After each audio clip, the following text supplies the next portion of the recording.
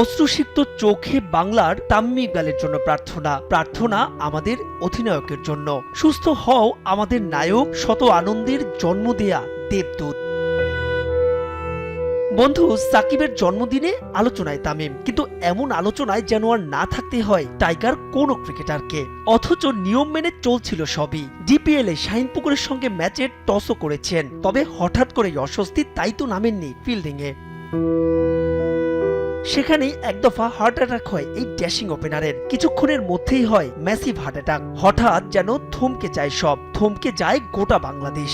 তামিমকে নিবিড় পর্যবেক্ষণে নেওয়া হয় স্থানীয় কেপিজে হাসপাতালে। অবস্থার আরো অবনতি হওয়ায় ঢাকা থেকে উড়ে যায় হেলিকপ্টার, কিন্তু গ্রিন সিগন্যাল মেলেনি হাসপাতাল কর্তৃপক্ষের কাছ থেকে। চিকিৎসা হচ্ছে সেখানেই। টস করার পরে ভাই ফিল্ডিংয়ে নামবে, তখন ওই টাইমে উনি বলতেছে আমার একটু খারাপ লাগতেছে।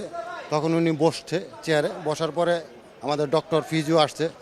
ফিজিও আসার পরে বললো, এখানে ফোন দিছে, ফোন দেওয়ার পরে ডাক্তার আসছে। পরে উনি বলতেছে আমার চাপা ব্যথা করতেছে। পরে আমরা রিস্ক না নিয়ে হসপিটালে নিয়ে আসছি ওনার গাড়ি দিয়ে।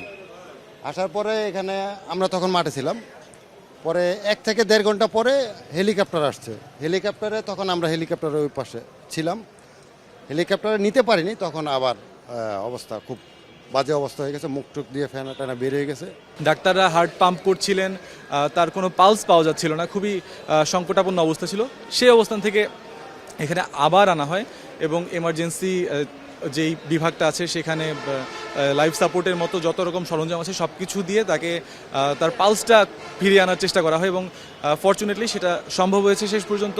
কেপিজে হাসপাতালে এনজিওগ্রাম করা হয় তামিমের। ঢাকা থেকে ছুটে আসে তার পরিবার, আসে বিশেষজ্ঞ চিকিৎসকও। যেখানে একটি হার্টে শতভাগ ব্লক পাওয়া যায়, দ্রুতই বসানো হয় রিং। মিরপুরে বেলা 12টার সময় বসার কথা ছিল বিসিবির বর্তমান কার্যনির্বাহী পর্ষদের 19তম সভা, কিন্তু কিংবদন্তির এমন দিনে ওসব থোড়াই কেয়ার। বাতিল করা হয় বোর্ড সভা। সব পরিচালকরা ছুটে যান কেপিজে হাসপাতালে, ছিলেন বোর্ড সভাপতি ফারুক আহমেদও।